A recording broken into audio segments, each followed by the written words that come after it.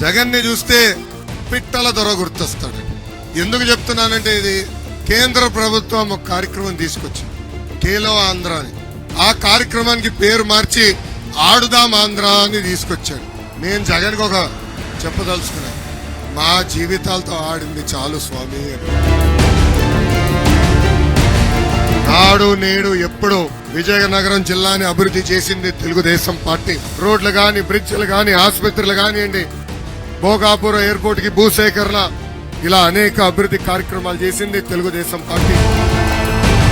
ఇక్కడ ఉన్న ప్రజల్ని, కార్యకర్తల్ని కోరుతున్నాం, 2024లో తెలుగుదేశం జనసేన పార్టీ అభ్యర్థిని గెలిపించండి. పార్వతీపురంకి బైపాస్ రోడ్ వేసే బాధ్యత మేము తీసుకుంటాం. జంజావతి రిజర్వాయర్ పనులు పూర్తి చేస్తాం. ప్రతి ఇంటికి ఉచితంగా నీటి కుళాయి ద్వారా సురక్షితమైన తాగునీరు అందించే బాధ్యత తెలుగుదేశం జనసేన ప్రభుత్వం తీసుకుంటుంది.